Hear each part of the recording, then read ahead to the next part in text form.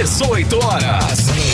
Notícias de Manaus, Amazonas, Brasil e do mundo. Agora na Mix. 6 horas, 1 minuto e você no melhor Mix do Brasil. Boa noite, hein? Você que está aí na sintonia certa, estamos juntos começando mais uma edição do programa 18 horas. Sexta-feira, sextou, 4 de março de 2022. Mais uma sexta aí, né, Karime? São quantas sextas na semana? Parece um monte, né? Um monte de sexta. Sextou, valeu, galera. Muito boa noite, Carlão. Boa noite para você sintonizado aqui em 100,7. Obrigada pela sua companhia. Estamos juntos até as 7 da noite aqui no 18 horas. Mix. Agora nós vamos conferir os destaques do programa 18 horas desta sexta-feira. Depois de uma semana, a promessa de Wilson Lima para barrar o decreto que reduz em 25% o IPI do país e prejudica a Zona Franca de Manaus ainda não saiu do papel. A Procuradoria-Geral do Estado do Amazonas informou que a ação prometida por Wilson Lima já está pronta, mas que não há previsão de quando deve seguir para o Supremo Tribunal Federal. Profissionais da saúde cobram salários atrasados do governo do Amazonas. São trabalhadores da limpeza, da portaria, maqueiros, além de equipes do programa Melhor em Casa, que, segundo o sindicato que representa a categoria, estão sem receber há 3 meses. 6 horas, 2 minutos, essas e outras notícias, os principais destaques do dia. Você confere a partir de agora aqui no Melhor Mix do Brasil em mais uma edição do programa 18 horas. 18 horas. E hoje, dia 4 de março, completa uma semana que o decreto do governo federal que reduziu em 25% o imposto sobre produtos industrializados está em vigor e está valendo já. É o assunto mais comentado no Amazonas porque a Zona Franca de Manaus é diretamente afetada com a redução das vantagens comparativas. Produzir em Manaus está menos vantajoso e entidades empresariais, sindicatos e trabalhadores, políticos e economistas entendem que a Zona Franca de Manaus corre sério risco de esvaziamento. Exatamente, Carlão. O prejuízo é grande, na opinião da maioria dos agentes econômicos do Estado. E já existem ações tramitando na Justiça para preservar a Zona Franca de Manaus, mas até o momento o Judiciário não deu resposta. E em uma semana depois do decreto entrar em vigor, o governador Wilson Lima ainda não ingressou com a ação de inconstitucionalidade que anunciou no início da semana.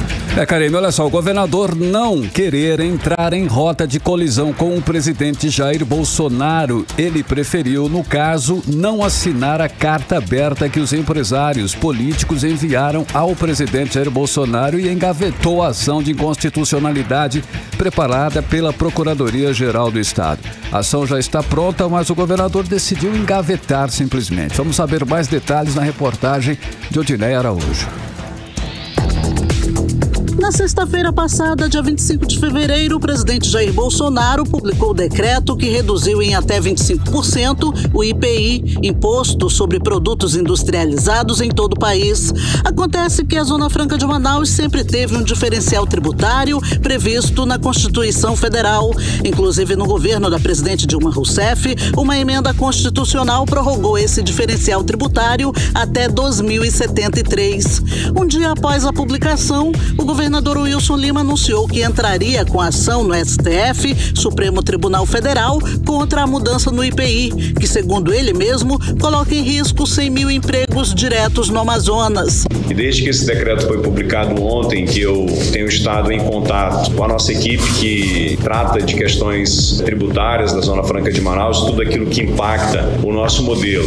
Temos conversado com a bancada, temos tido contato com o governo federal, hoje inclusive conversei com o chefe da Casa Civil, Ciro Nogueira, e nos próximos dias eu tenho uma reunião marcada com o ministro Paulo Guedes para apresentar, junto com a minha equipe, soluções técnicas, apresentar números para que a gente consiga reverter essa decisão. E é possível que ela seja tecnicamente revertida, mas o decreto é extremamente danoso para o modelo Zona Franca de Manaus. Eu tenho uma boa relação com o governo federal, apresentando números que a gente vai trabalhar nesse processo de convencimento para que essa decisão possa ser revertida e que o modelo Zona Franca de Manaus possa ser preservado. Na ocasião, o governador também informou que já tinha autorizado a Procuradoria-Geral do Estado a mover a ação no STF. Acontece que uma semana depois,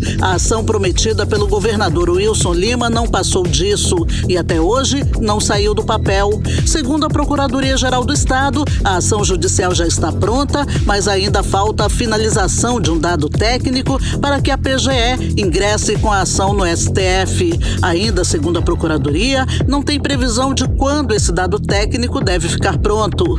Enquanto isso, empresários, entidades ligadas à indústria e ao comércio, políticos, entre eles o vice-governador Carlos Almeida Filho, já entraram com ações contra o decreto do governo federal junto ao STF. Essa semana, grupos empresariais, entidades ligadas à indústria, além de políticos como o prefeito de Manaus, Davi Almeida, assinaram uma carta do Amazonas contra o decreto do presidente Bolsonaro. O documento, que será entregue em reunião com o presidente e o ministro da Economia, Paulo Guedes, não teve a assinatura do governador Wilson Lima, aliado político do presidente da República. Para o professor de Ciências Sociais da Universidade Federal do Amazonas, Luiz Antônio Nascimento, ouvido ontem pelo 18 horas, o Wilson Lima esqueceu seu papel como governador e está colocando seus interesses pessoais e de seus aliados acima dos interesses do Estado. Parece redundante, mas é preciso lembrar ao governador do Estado, Wilson Lima, que ele é o condutor. Ele foi escolhido pela sociedade, pelo voto, que é a forma mais democrática de tomada de decisão, que o elegeu como governador do Estado. E uma das tarefas imprescindíveis do governador do Estado é defender os interesses do Estado, né? Mesmo que esses interesses sejam divergentes dos interesses pessoais dele, governador, ou dos interesses pessoais ou políticos de terceiros, no caso, o presidente da República. Quando o governador do Estado, né, diante de um ato atentatório contra a economia do Estado do Amazonas, que vai gerar o caos no Estado, o caos, se esse decreto não for revisto, o governador faz de ouvidos de surdo. A reunião da comitiva do Amazonas para tratar do decreto, marcada para a terça-feira que vem, dia 8, foi desmarcada pelo ministro Paulo Guedes, segundo o site BNC Amazonas. Odneia Araújo para o 18 horas. Você está ouvindo 18 horas. Pois é, e nesse clima de incertezas, a empresa multinacional de bebidas Heineken anunciou a sua saída da Zona Franca de Manaus. A unidade produtiva de concentrados para refrigerante deixa o Amazonas e vai se instalar em São Paulo. A empresa optou pelas vantagens logísticas de ficar mais perto de onde já produz refrigerantes, na cidade de Itu. Karime, olha só, a empresa fez as contas na ponta do lápis e chegou à conclusão que não faz mais sentido continuar aqui em Manaus após as constantes reduções aí das vantagens comparativas.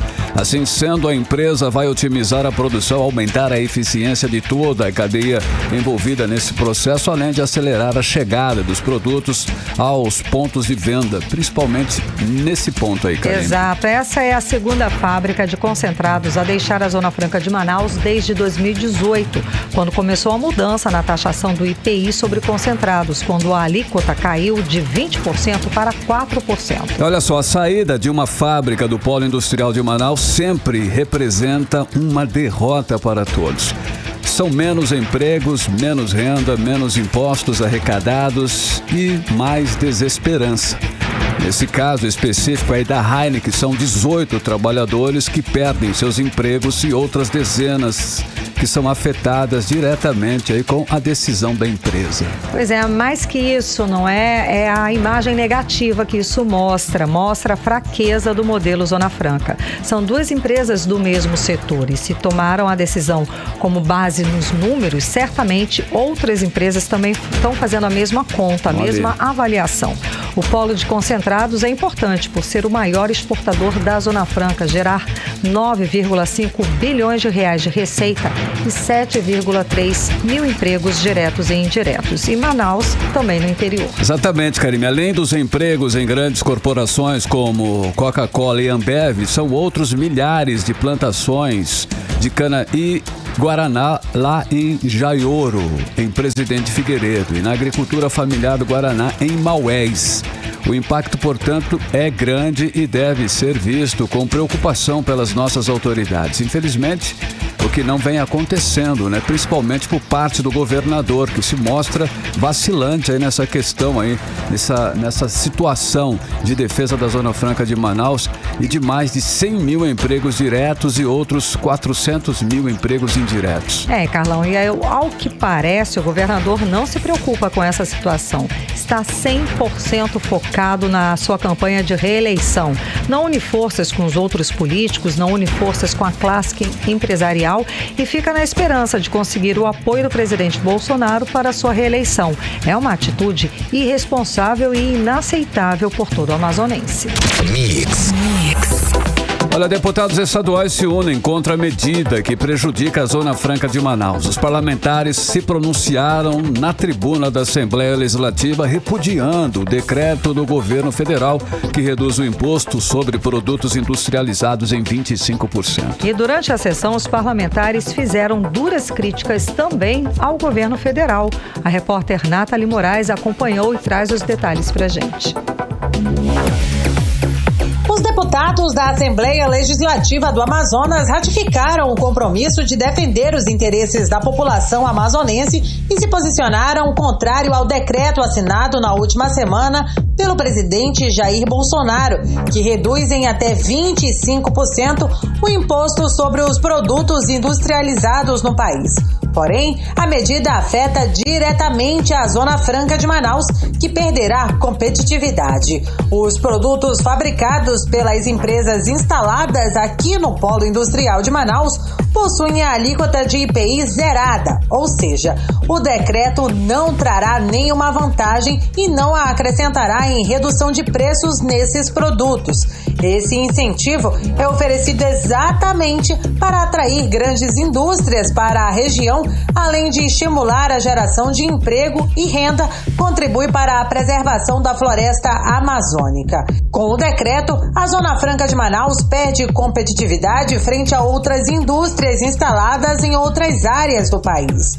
Para o deputado estadual Serafim Correia, o ministro Paulo Guedes está enganando os estados e municípios, fazendo caridade com o chapéu alheio.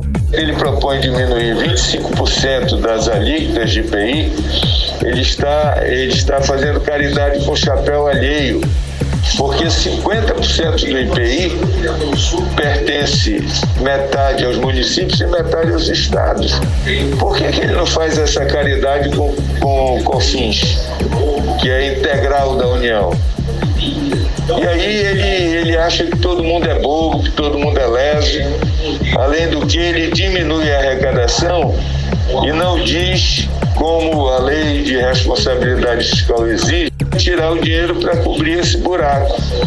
E aí isso não vai diminuir a inflação, ao contrário, vai aumentar, porque vai aumentar o buraco nas contas públicas. Os deputados Wilker Barreto e Adjuto Afonso, presidente e vice-presidente da Comissão de Indústria e Comércio da Zona Franca da Assembleia Legislativa do Amazonas, também se posicionaram contrários ao decreto federal.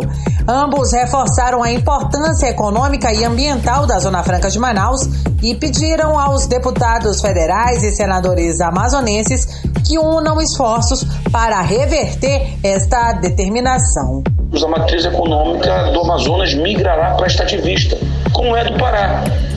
Inclusive, isso influenciando drasticamente os ciclos das chuvas, ou seja, a questão da Zona Franca de Manaus é muito macro. E o ministro Paulo Guedes, não só agora, mas ao longo de todo o seu período no ministério, ele é muito mais um consultor de empresas do que um ministro de Estado. Segundo informações, o ministro da Economia, Paulo Guedes, teria cancelado a reunião já confirmada anteriormente para o próximo dia 8 de março com autoridades do Amazonas e representantes da indústria. Nathalie Moraes para o 18 horas. Você está ouvindo 18 horas. Entrevista do dia. E vamos continuar falando a respeito do decreto que reduziu as vantagens comparativas da Zona Franca de Manaus. O nosso entrevistado hoje é o ex-superintendente da SUFRAMA, o Coronel Alfredo Menezes, e pré-candidato ao Senado. Muito boa noite, Coronel. Seja bem-vindo aqui ao programa 18 horas. Então, o senhor é um dos poucos políticos que ficou ao lado do presidente Jair Bolsonaro em relação a esse decreto. E, na sua opinião, a Zona Franca de Manaus não sai prejudicada com essa redução de 25% no IPI. Explica pra gente, Coronel. Boa noite. Boa noite, Karime. Boa noite, Carlão. Boa noite a todos os ouvintes da Mix.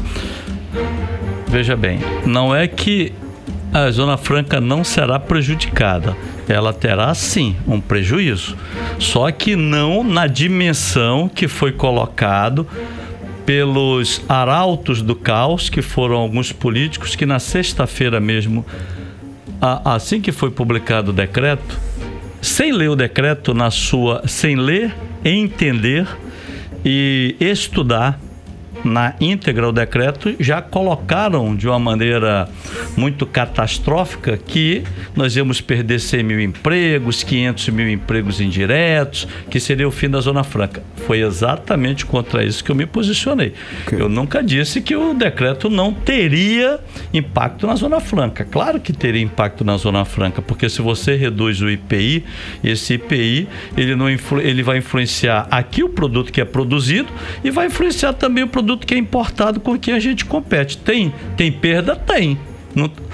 Qualquer pessoa sabe disso, só que não na dimensão do que foi falado pelos políticos locais, dizendo que era o caos, era a morte, antes mesmo de ler, entender, estudar ou proporem alguma solução. Foi exatamente isso, e deixando muito claro para você e todos os ouvintes. Ok, na sua opinião, e por que não é tão assim catastrófico? O que no próprio decreto existe que faz essa ressalva? Não, em primeiro lugar é o seguinte, olha, o que acontece? Você tem que, olhando o decreto agora, passado uma semana, e antes de ontem, eu até mesmo perguntei, olha, eu quero que esses políticos nos digam, ou todos que estão falando aí, todo mundo critica, que é normal, porém ninguém vai e estuda o problema, porque você tem que estudar o problema que eu digo é o que está escrito no decreto que impacta, para saber, primeiro, quantos produtos foram impactados. Então nós temos que ver as NCMs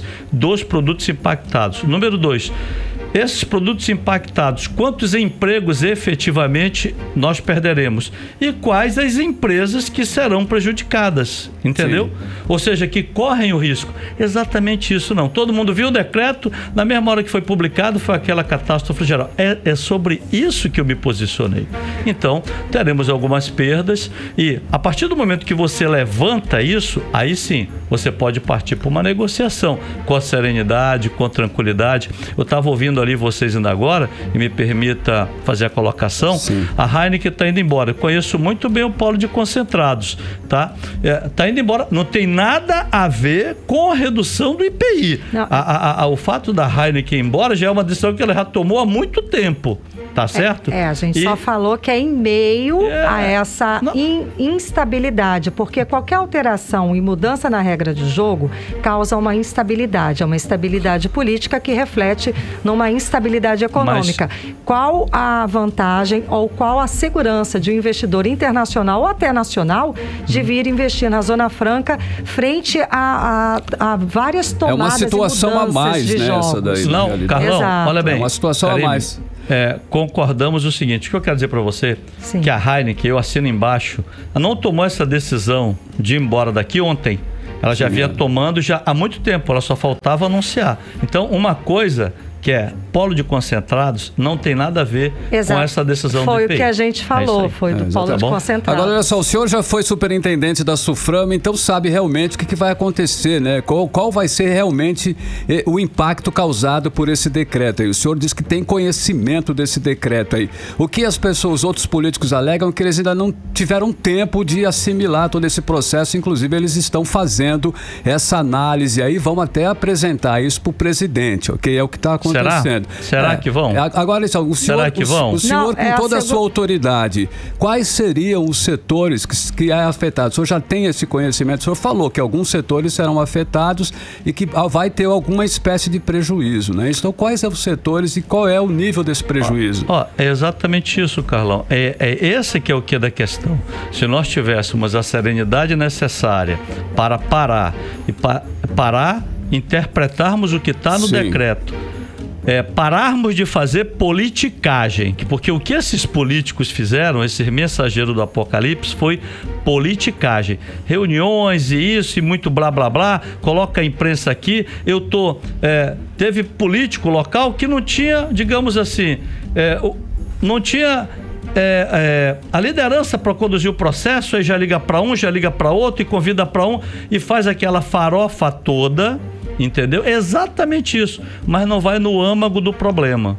Então, eu quero te dizer o seguinte, hoje, eu estou falando nós temos levantado os produtos que têm as NCMs, nós hoje, eu estou falando a minha equipe, nós temos um impacto de empregos, e o que é que nós vamos buscar fazer? Eu já estou fazendo isso, desde o dia que saiu, eu estou falando Menezes, do dia que saiu e que eu vi os políticos se pronunciando, eu também fiz a minha parte, tomei a minha parte, fiz o pronunciamento, porque tudo tem um lado bom e tem um lado ruim. Sim. E no final do meu pronunciamento, eu coloquei o seguinte, a solução momentânea está sendo construída. E nós estamos construindo, Karime e Carlão. Okay. Agora, o que eu quis colocar nas minhas duas observações que fiz publicamente nas minhas mídias é o seguinte: vamos parar também para pensar o seguinte, não é o momento já de começarmos a construir outras matrizes econômicas. Aí vai dizer assim, não, mas peraí, a gente não cria o turismo amanhã, não cria o setor primário, não cria a bioeconomia, tudo bem, e nós vamos começar quando? Entendeu? Então, o que eu quis colocar, e tenho colocado desde quando eu assumi a superintendência, é a reflexão para a classe política local que ela não quer escutar. De que nós já estamos devendo um bom tempo para começarmos não é pensar não, a desenharmos e seguirmos um projeto, porque o projeto econômico do nosso estado hoje, ele está baseado somente nesse único modelo há 55 anos, e nós temos que parar com esse mimimi de dizer que estamos defendendo o modelo, porque é muito cômodo para os políticos dizerem que estão defendendo, mas a gente pergunta, vem cá, e vocês estão defendendo esse modelo há quanto tempo? E por que não estamos construindo outro? Esse que é o questionamento que eu quis colocar. Agora, a construção da solução nós estamos fazendo, entendeu? Fazendo com muita serenidade, trabalhando, em vez de ficar falando que vai prejudicar, que vai sem conhecimento de causa, não é a solução.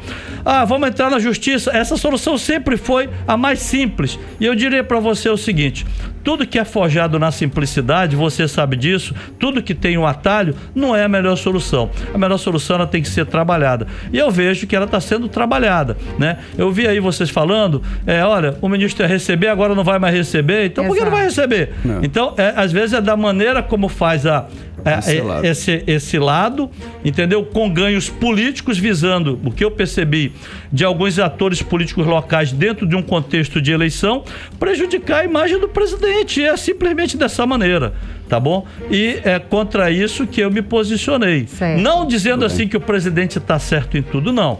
Claro que nós temos prejuízo. Agora, por exemplo, eu agradeço vocês aqui, a liderança da Mix, por ter me chamado. Eu estou trabalhando. E semana que vem nós vamos ter, com certeza, a minha contribuição eu vou fazer. Os outros estão dizendo que iriam ser recebidos pelo ministro, que iriam ser recebidos por A, por B. Eu estou calado, assessorando e contribuindo dentro do meu papel e do meu tamanho político. Até porque essa reunião prevista agora no dia 8 foi cancelada, como a gente viu. O senhor até falou Eu não, quem falou foi o BNC que vocês colocaram aí. O senhor está falando que provavelmente por um pedido ou uma estratégia de uma certa forma equivocada, né? Pelo seu entendimento. Agora, na sua reunião, o senhor pode, a gente está perguntando, o senhor diz que já sabe de cara os impactos e quais são os setores e as áreas impactadas, o senhor estudou. Foi a pergunta. Então, quais são esses setores de cara impactados, como o senhor já estudou? Olha, primeiro nós temos hoje uma lista praticamente completa de produtos, né? Nós temos aí, eu vou dizer assim, a dimensão, umas 3 folhas de produtos que nós temos as NCMs, que são exatamente os códigos de produtos. Então fizemos esse levantamento. Hoje temos um real impacto na parte de emprego num primeiro momento. De quanto, senhor? Nós estamos hoje terminando praticamente de avaliar. Não gostaria de colocar para não causar nenhuma, mas olha, menos de 10% do que foi anunciado, porque tem os impactos. E agora nós vamos fazer o quê? Levar para quem de direito, para quem tem a decisão e propor algumas soluções. Eu posso adiantar para você aqui algumas soluções que eu não vi em nenhuma carta, eu não vi em nenhum documento, eu vi só, tem que tirar, não é a solução mais simplista. Então, o que nós temos que entender, primeiro, o impacto do IPI redução de imposto nunca foi ruim para ninguém. É o que toda a sociedade está pedindo, é o que todo empresário está pedindo. Aí nós temos um enclave chamado Zona Franca de Manaus. Aí a gente pergunta, o que a Zona Franca, os políticos da Zona Franca estão fazendo para contribuir? Nos últimos 55 anos, só defendendo o modelo. Então temos que fazer uma reflexão sobre isso. Agora vamos lá. O que nós podemos fazer diante disso? Esse decreto do presidente vai beneficiar 300 mil empresas no Brasil todo. Ele seria, olha, eu estou falando, pegando o gancho do que o presidente falou. Ele seria de 50%, o que nos ia prejudicar, aí eu diria, ia ser um rombo no nosso casco, se fosse 50%. Por uma própria intervenção do presidente, ele chegou, não, vamos fazer em 25%. E colocou, e assim foi publicado. O que nós temos que fazer? Levantamos essas NCMs, vamos levar para quem de direito e dizer o seguinte, olha, deixa eu te falar uma coisa, se colocasse aqui uma vírgula nesse decreto e excluísse, eu estou falando uma solução, tem várias, esses produtos aqui listados na Zona Franca que impactam direto a gente, aqui está a relação dos produtos e aqui está o impacto nas empresas e nos empregos, o que nós poderíamos fazer? Poderia até, para compensar, aumentar essa redução de 25 para 50 em outros lugares do Brasil. Olha que coisa boa. Olha que coisa boa. Podíamos até chegar em 75 para beneficiar a indústria nacional. Então, eu estou falando de soluções construtivas e não de soluções políticas que visam a criar um caos, destruindo a imagem do presidente. Então, olha, é possível conciliar esse decreto que traz benefício, aí, como o senhor falou, para a economia nacional com a preservação das vantagens comparativas da Zona Franca de Manaus? Conciliar esses dois? Claro, Carlão, perfeitamente. É isso que ele está buscando agora na próxima semana. Certo, então está previsto para a próxima semana, o senhor já tem uma data e de novo vou insistir, já que o senhor já fez esse primeiro estudo desses primeiros impactos, o senhor pode adiantar para a gente pelo menos 3 linhas de produção, 3 frentes que vão ser impactadas com esse decreto? Olha, Karime, como eu te disse, eu tenho hoje aqui 3 folhas de produtos. São alguns produtos, porque não só o produto em si, mas é o processo produtivo que envolve, por exemplo, plástico, envolve uma série de outros componentes. Então, não é um produto, por exemplo, esse decreto, vou dar um exemplo, está excluído a linha branca. Vamos colocar um produto da linha branca que não é produzido aqui, uma geladeira. Então, não é só o produto, é simplesmente o processo produtivo de toda a geração desse produto. Por isso que tem as NCMs. Ele dá, assim, para você ter uma ideia de dimensão, umas 3 folhas de papel, foi o que nós levantamos. Certo. Além do plástico, tem os componentes que pode afetar, por exemplo, a parte do setor de 2 rodas também, entendeu? É uma parte do setor uma parte importante até. Sim, claro. Então, mas é o que eu estou falando, Carlão. Nós temos que propor soluções construtivas e não criarmos o caos, né? Nós também, por outro lado, temos que aproveitar a limonada, vou repetir e enfatizar, para construirmos soluções para o futuro e que tem que ser começadas agora. Esse debate que sempre foi levantado como muito importante de um outro modelo, de abrir esse leque. Eu vou ser franco, eu tenho que dar a César o que é de César, tá? Esse processo, no meu entendimento, tá? Ele tem que ser liderado pelo governador do estado, tá? Eu não vejo, a postura que eu vejo do governador é de muita serenidade. Ele não fez o papel do ovo da galinha, porque teve gente que fez o papel do ovo da galinha com interesses políticos imediatos. Eu creio que a postura do governador do estado, eu estou acompanhando ela, está sendo a postura do ovo do pato. Ele está piando pouco, mas a qualidade está sendo melhor. E vocês vão ver na próxima semana se descortinando e mostrando tudo como tem que ser colocado. Tomara. E eu vejo que os avanços serão bastante significativos. É isso que eu quero dizer. O ovo da galinha está piando, quem tinha que liderar o processo... não estava liderando porque o pessoal estava piando muito, sem soluções que viessem, a atender esses objetivos e da maneira que tem que ser feita. Okay. Então, o que eu posso adiantar é que o governador, pelo que eu sei, né, e estou acompanhando o trabalho, que pouca gente está acompanhando e muita gente está criticando. Eu não estou aqui para defender o governador, mas eu estou aqui para falar do que eu estou acompanhando, né? Então, deverá ter a sua audiência lá, diferentemente de outros atores que propagaram e propalaram, e aí não terão essa audiência toda. Então, de que adiantou tanta alardia, criação de um cenário de um terrorismo político muito grande? Não adiantou de nada, quem se prejudica somos nós. Então, a população, você que está nos escutando, tem que estar atento para esses atores que se utilizam dessas ocasiões para propalarem ou propagarem um terrorismo político que eles têm os interesses dele. Eu creio o seguinte, o que eu posso adiantar da parte que me toca? Está bem encaminhado e eu espero, né? Sou amazonense, defendo o modelo, fui superintendente da SUFRAMA, diferentemente de muitas pessoas que querem sempre desconstruir a nossa imagem. Defendo o presidente, defendo as ideias dele, mas defendo sim os interesses do meu estado.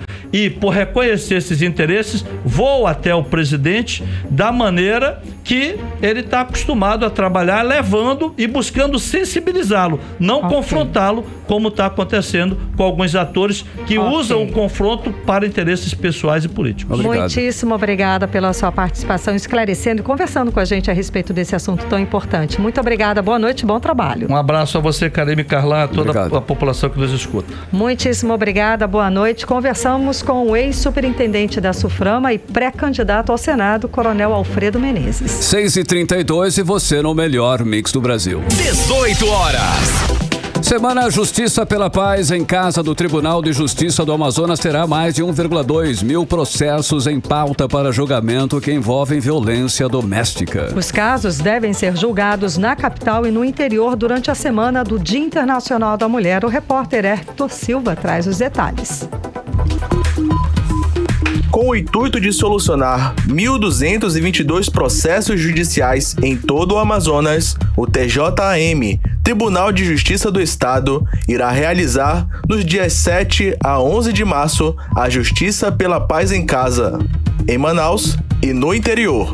Segundo a coordenadora estadual da mulher em situação de violência doméstica e familiar do TJM, desembargadora Graça Figueiredo, haverá audiências em Presidente Figueiredo, Atalaia do Norte, Manicoré, Manacapuru, Urucurituba, Itacoatiara, São Paulo de Olivença, São Gabriel da Cachoeira e na capital, Manaus. Só neste ano, juntando com o acervo que já existe, tanto da capital como do interior, nós temos 19 mil processos tramitando nas varas Maria da Penha. A abertura do evento é em Manacapuru, no dia 7 de março.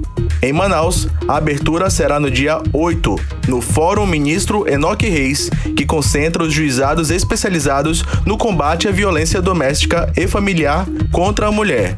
Para Graça Figueiredo, a semana é necessária para que os processos sejam julgados com mais rapidez. A coordenadoria do combate à violência doméstica contra a mulher está trabalhando, juntamente com o Poder Judiciário, todos os servidores, juízes, para que os processos sejam rapidamente julgados e que os infratores sejam punidos na forma da lei. Basta de tanta violência. Hector Silva, para o 18 Horas. Você está ouvindo 18 Horas. Agora vamos falar sobre os bastidores da política local, da política amazonense, com a repórter Artemisa Gadelha. Artemisa, boa noite. Já temos pré-candidato ao governo, já chegando aqui, de Partido Novo, de Casa Nova. É isso mesmo, Artemisa? Explica pra gente. Sim, Karime, boa noite para você, boa noite, Carlão, boa noite a todos que nos acompanham no programa 18 Horas. Falamos, inclusive, essa semana sobre o lançamento da pré-candidatura do deputado Ricardo Nicolau ao governo do estado do Amazonas. E hoje, durante o lançamento, o destaque, inclusive, da filiação dele foi justamente a defesa da Zona Franca de Manaus. Nicolau deixou o PSD e agora, no Solidariedade, partido que já apoiou o governo de Jair Bolsonaro, mas que houve aí uma ruptura quando o partido anunciou apoio à Baleia Rossi, do MDB de São Paulo. Ele que foi candidato a presidente da Câmara e perdeu para Arthur Lira, do PP de Alagoas, candidato de Bolsonaro. Inclusive, o jornalista Carlos Eduardo Matos comentou esse racha aqui no 18 Horas. Bom, o Solidariedade perdeu nesse jogo, inclusive, cargos de alto escalão do governo por essa decisão. Mas depois dessa perda, que faz parte da política, o partido, então, promete ser uma das alternativas de mudança no país. Bom, além disso, segundo o presidente da sigla, deputado Paulinho da Força, que estava no lançamento de Nicolau, ele que é uma ligação íntima, ele tem uma ligação íntima com o sindicalismo, mostrou no discurso que o partido terá como luta a busca pelo emprego e renda no estado do Amazonas. Bom, agora a busca é pelo nome do vice e também de outros nomes da chapa do partido Solidariedade aqui no Amazonas. E falando ainda em Zona Franca de Manaus, o grupo Heineken anunciou hoje o encerramento da produção de concentrados para refrigerantes no polo industrial de Manaus e deve mudar para a cidade de Itu, em São Paulo. A fábrica estava em Manaus há quase 20 anos, desde 2003. A medida foi anunciada em meio ao decreto do governo federal que reduziu o IPI, imposto sobre produto industrializado, em 25%. O decreto prejudica diretamente a competitividade da Zona Franca de Manaus. Mas isso não é consequência ainda desse decreto, mas sim da redução do IPI dos concentrados de refrigerantes produzidos na Zona Franca de Manaus. A redução foi de 8% para 4% pelo governo federal. O decreto do presidente Jair Bolsonaro foi publicado no último dia do ano de 2021 e diminuiu o crédito que os grandes fabricantes de refrigerantes podem acumular ao vender o xarope produzido em Manaus para engarrafadores instalados em outros estados. Bom, voltando à Heineken, em nota, o grupo explicou que, com a mudança, então, a empresa conseguirá otimizar a produção, aumentar de forma realmente eficiente o processo, com redução da emissão de carbono e ainda de forma mais rápida a chegada dos produtos aos pontos de venda.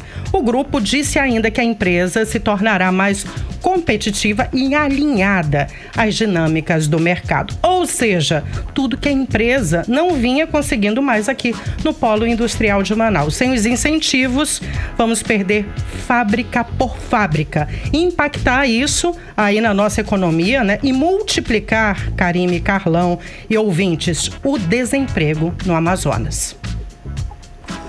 Artemisa, realmente a situação é essa. Agora, hoje também, né, mudando um pouco de assunto aí, nós vimos o outro pré-candidato ao governo, Amazonino Mendes, que postou aí com look novo, né, tá envolvendo inclusive suspensório. O Amazonino tá realmente interessante. A imagem viralizou e chamou a atenção de muita gente, não é isso, Artemisa? Você viu essa imagem, Artemisa? Eu acompanhei sim nas redes sociais, Carlão. E olha, Amazonino postou nas redes sociais dele, né, todo estiloso, de calça jeans, como você disse, de suspensório. E claro, acabou chamando a atenção, né? Além de muitos comentários. Amazonino recebeu também muitos elogios. Vou, inclusive, compartilhar aqui alguns desses elogios com vocês.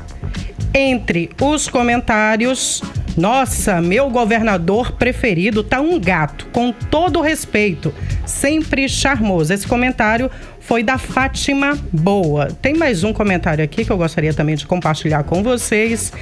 Cláudia Valéria de Souza disse que bom ver o governador sempre disposto para trabalhar e comemorar as vitórias conquistadas ao longo da vida. Bom, Amazonino é sim pré-candidato, como você disse no início, Carlão, ao governo do estado do Amazonas. Ele que tem liderado aí todas as pesquisas de intenção de voto. Se os números continuarem crescendo, Amazonino assumirá aí o governo para o 5º mandato de governador, o que seria um recorde no Brasil. Amazonino viaja, inclusive essa semana, na próxima semana, ele vem para Manaus, volta para Manaus e deve intensificar as reuniões políticas na capital e também no interior do Amazonas. A pré-campanha dele nem bem começou e a Amazonino já vem incomodando pré-candidatos de todos os lados. Tem político até desistindo desse pleito, já que as pesquisas mostram uma diferença percentual bem significativa. E agora, falando em crise da segurança pública no Amazonas, a situação tem manchado a imagem do governador Wilson Lima. Os últimos acontecimentos aumentaram, inclusive, a rejeição dele. Para tentar melhorar a segurança, o governo tem apresentado várias ações, como o programa Paredão e a implantação de placas de segurança espalhadas na zona centro-sul de Manaus. Hoje o governador entregou, inclusive, 3.865 pistolas de calibre 9mm e 14 viaturas policiais para reforçar as forças de segurança. Já entregou também um total de 11 mil pistolas este ano, substituindo os modelos antigos. Mas, mesmo com todas essas ações, os números oficiais vão na contramão da segurança pública. Só neste feriado, Karime, Carlão e ouvintes, nesse feriado prolongado de carnaval, foram mais de 20 mortes violentas registradas pelo Instituto Médico Legal em Manaus e nas cidades também da região metropolitana.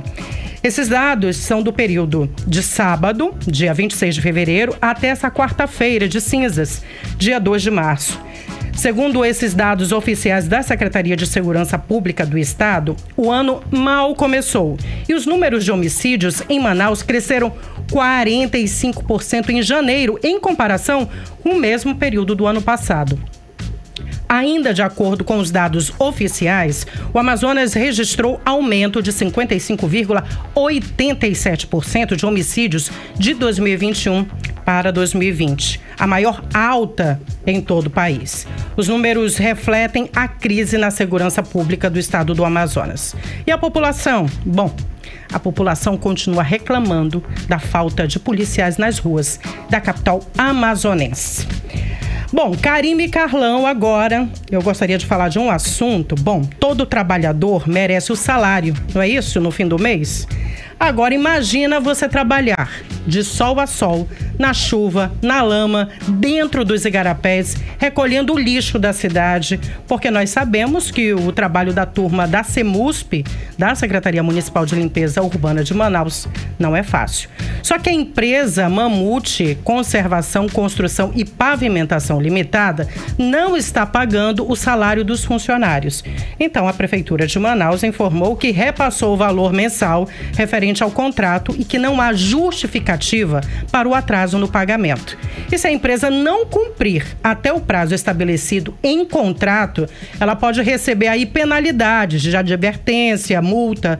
E se ela continuar persistindo as irregularidades, então até uma rescisão unilateral, né, em relação ao contrato com essa empresa. Vale ressaltar que a Prefeitura realizou o repasse dentro do prazo para a Mamute. Segundo informações da empresa terceirizada, o pagamento será realizado ainda hoje. É o que se espera, né? E a gente espera também que não ocorra mais atrasos no futuro. Exato. Carlão. Muitíssimo obrigada pelas informações, Artemisa Gadelha. Agora são 6h44. Você confere daqui a pouquinho, no 18 horas. Profissionais da saúde cobram salários atrasados do governo do Amazonas. É o nosso assunto em instantes. 18 horas. E agora nós vamos conferir a previsão do tempo e temperatura para hoje. Hoje é sexta-feira, né? Hoje, à noite de sexta-feira. Tempo e temperatura com Karime Leão. Previsão do tempo. Segundo informações do Climatempo, a previsão é de períodos de nublado com chuva a qualquer hora. A mínima prevista é de 23 graus, a máxima não deve passar dos 31 graus. As chances de chuva são de 80% e a umidade relativa do ar fica entre 61% e 95%. Rio Negro mantém o ritmo de cheia e subiu de ontem para hoje mais 7 centímetros. Agora registra no Porto de Manaus a marca de 24 metros e 73 centímetros acima do nível do mar.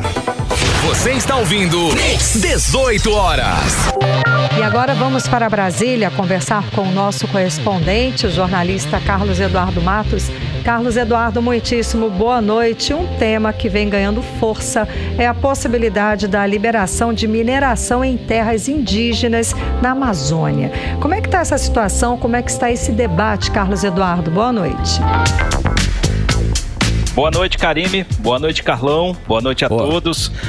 Na verdade, estão aproveitando o momento da guerra na Ucrânia para tentar emplacar na Câmara dos Deputados um projeto de lei que permite a exploração mineral em terras indígenas na Amazônia. Eu me refiro ao projeto de lei número 191 de 2020, de autoria do líder do governo na Câmara, o deputado federal Ricardo Barros, do Partido Progressistas. Ricardo Barros é do estado do Paraná, ele não entende nada de Amazônia. Mesmo assim, ele elaborou esse projeto de lei que permite a extração de potássio em terras de domínio indígena. Potássio é um minério bastante usado na produção de fertilizantes e comprado em larga escala pelo agronegócio brasileiro. O nosso maior fornecedor é a Rússia, que suspendeu o fornecimento de fertilizantes ao Brasil. Sob o argumento de que o Brasil não pode ficar desabastecido de fertilizantes de potássio, o senhor Ricardo Barros vem trabalhando para empurrar esse projeto que é de interesse do governo. Ele está apresentando um requerimento de urgência, pedindo para que o projeto seja votado imediatamente no plenário. E claro, essa manobra tem o apoio do presidente da República, Jair Bolsonaro, do presidente da Câmara, Arthur Lira, e dos parlamentares do Centrão. De fato que há um risco de desabastecimento, Karime, mas as lideranças ambientalistas entendem que aprovar um projeto como esse não vai resolver um problema de curto prazo. Pelo contrário, o governo quer aproveitar a guerra na Ucrânia para legalizar a mineração em terras indígenas. Problema que já é uma realidade em diversos municípios, apesar da lei existente. E detalhe, Karime, esse projeto foi apresentado em fevereiro de 2020, no meio da pandemia. Como ele foi distribuído para 7 comissões temáticas e terminativas, que vão analisar todos os membros desse projeto, o procedimento de praxe na Câmara seria instalar uma comissão especial para discutir o tema de forma ampla. E todo o processo de debate democrático em torno desse projeto de lei pode ser atropelado se o requerimento de urgência for aprovado pelo plenário. E no plenário é tudo a toque de caixa. Não discutem nada, não analisam nada. Simplesmente vai ao sabor do presidente da Câmara. Vamos acompanhar e ver o andamento dessa pauta na próxima semana, porque é um tema urgente e de interesse de todos nós amazônidas, sem viu? Dúvida, sem Karime e Carlão. Sim, Cadu, agora o projeto que reduz os preços dos combustíveis está ganhando espaço com essa guerra da Rússia?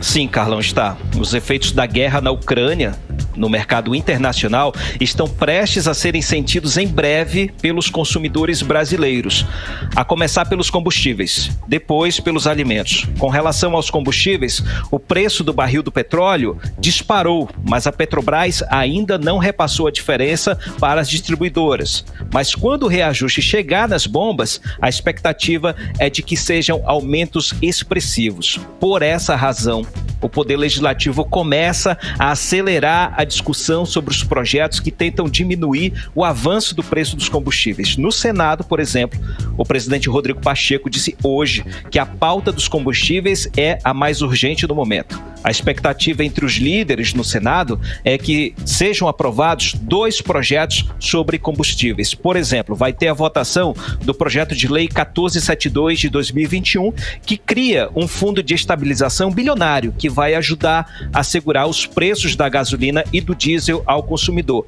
Essa proposta vem dos governadores. E também vai ser votado o projeto de lei complementar número 11 de 2020, que altera a lei de alíquotas de ICMS sobre o preço dos combustíveis. Ou seja, esse projeto é de interesse do governo. São 2 projetos divergentes que sofrem com estica e puxa entre os governadores e o governo do estado. Agora a gente volta a falar sobre essa questão que já foi debatida aí com a entrevista com o Coronel Menezes sobre o decreto presidencial que altera a tabela do IPI, prejudicando a Zona Franca de Manaus. Vale ressaltar isso, Karime.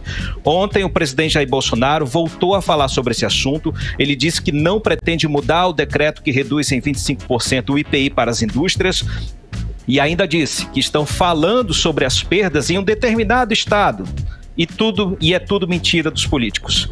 Vamos ouvir o que ele disse. A previsão desse ano é o governo federal deixar de arrecadar 20 bilhões de reais em IPI. Então esses 200 reais na geladeira, ela vai comprar outra coisa. Vai pagar o IPTU que estava atrasado, alguém vai fazer um serviço lá na sua casa, vai comprar um bem qualquer que pague imposto municipal, estadual. Então, no final das contas, ninguém perde nada. Pode ter certeza que os estados também vão arrecadar em cima disso. Então, não é verdade se alguns parlamentares de um estado do Brasil estão falando vai destruir emprego no meio do estado, vai acabar com o comércio. Isso não é verdade, isso é mentira. Ele está tentando aí vender algo para a população que não existe. E me chama até de malvadão nessa questão. Vamos continuar diminuindo impostos. Aí é uma política da economia, logicamente eu dei o aval, e o ministro Paulo Guedes resolveu diminuir o IPI. Você está ouvindo 18 horas. A gente acompanhou a fala do presidente Jair Bolsonaro a respeito dessa redução do IPI em 25% e ele fala que vai continuar reduzindo o IPI. É isso mesmo, Cadu? Olha aí. Isso que eu ia dizer para você, Karime. Você percebe também que o presidente está irredutível.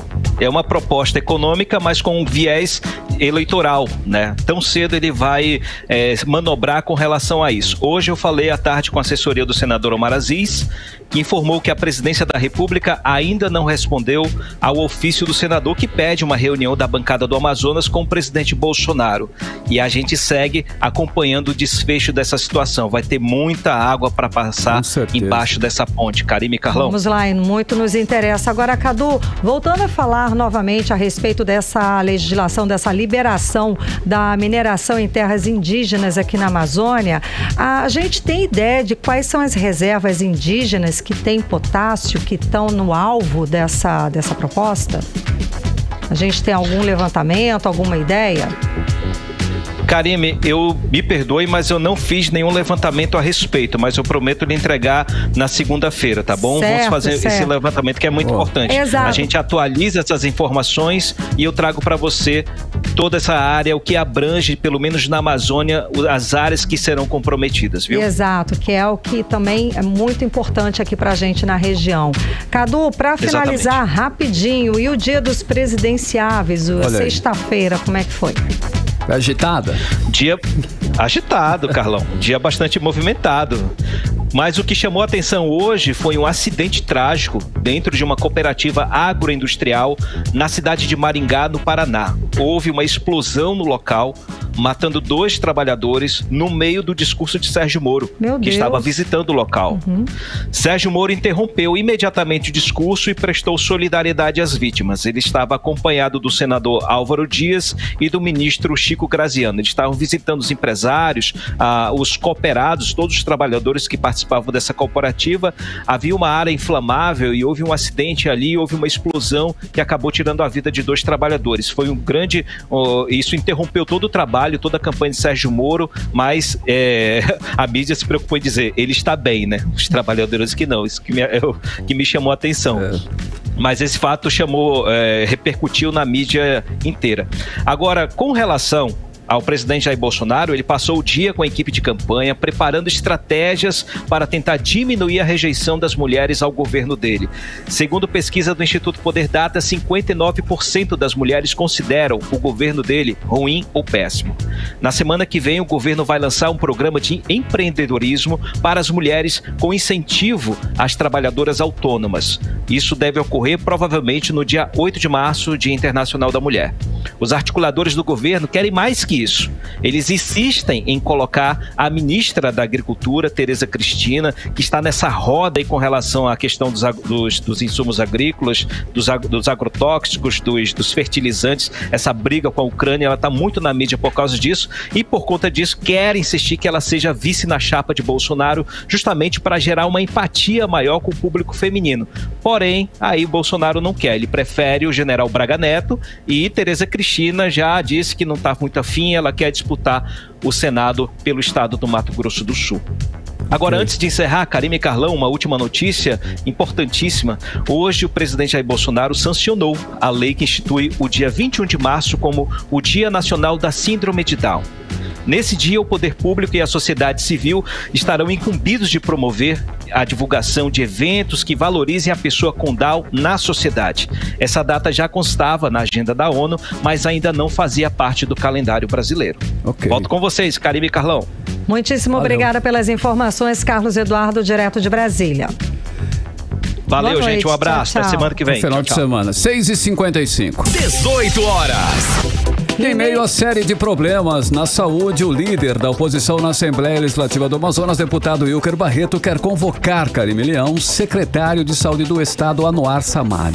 Exatamente, Carlão. Isso porque, segundo o sindicato que representa a categoria, maqueiros, trabalhadores da limpeza e de portaria estão há pelo menos 3 meses sem receber salário. Quem traz os detalhes sobre o assunto pra gente agora é a repórter Odinea Araújo.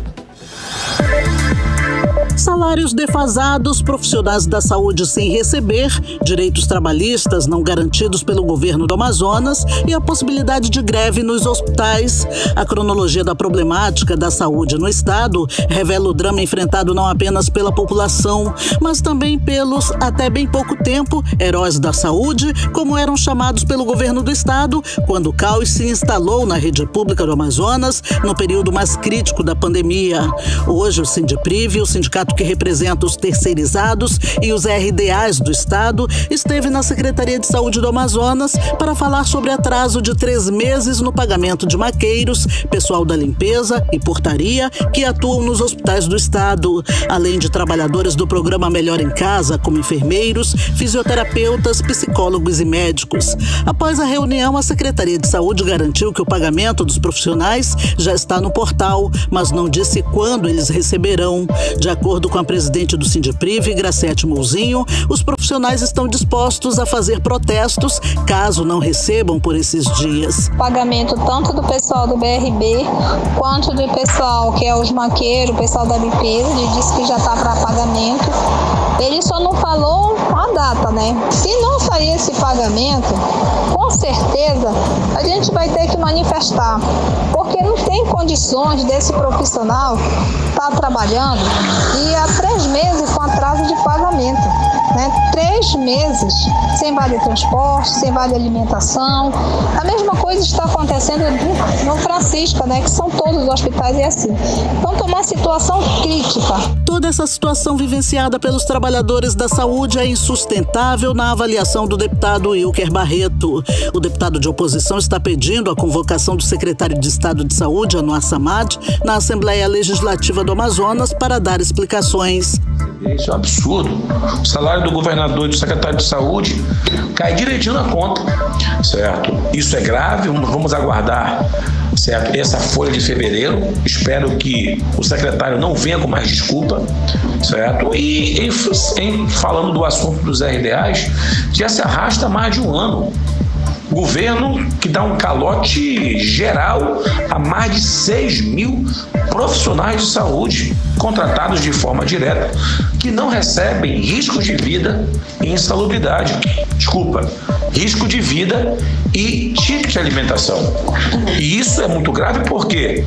porque são técnicos de enfermagem, enfermeiros, fisioterapeutas que estão nesse exato momento, mais uma vez, enfrentando a terceira onda da Omicron. Imagina, os nossos heróis da saúde, aqueles que estão no fronte de batalha, sequer tem os seus direitos garantidos. Outra explicação que o governo precisa dar, segundo Wilker Barreto, é porque a antiga Suzam vem descumprindo a recomendação da CPI da Saúde e a orientação da Controladoria Geral do Estado e do Tribunal de Contas do Amazonas quanto à extinção de pagamentos indenizatórios com empresas fornecedoras do Estado. A denúncia veio à tona através de auxiliares de serviços gerais terceirizados contratados pelo ProService Serviços de Apoio à Gestão da Saúde, que atuam no Hospital Francisca Mendes e que estão sem receber há 4 meses. Empresas já denunciadas na CPI da Saúde, através de processos indenizatórios claramente fraudulentos, voltam a fornecer para o mesmo governo sem ter o trabalho ao menos de mudar o CNPJ e o CPF do sócio, mudando apenas a razão social, ou seja, o nome da empresa. O governo é um contraditório porque baixa um decreto dizendo que até setembro de 21 zeraria as contratações indenizatórias na saúde, assim não fez, e para agravar, mesmo sabendo das denúncias, dos indiciamentos, das prisões, continua praticando serviços indenizatórios com empresas inedôneas. Essa é a marca do governo Wilson Lima. Só que isso é um desrespeito para a Assembleia. Foi a Assembleia que denunciou, foi a Assembleia que pediu o indiciamento. E é a mesma Assembleia que precisa agora convocar o secretário de Saúde para que o mesmo venha dar as explicações necessárias. A convocação do secretário de Saúde já está no sistema da Casa Legislativa. Odneia Araújo para o 18 horas. Você está ouvindo 18 horas. Agora em Manaus, 7 horas em ponto, seguimos direto para o Editorial 18 horas. Editorial 18 horas.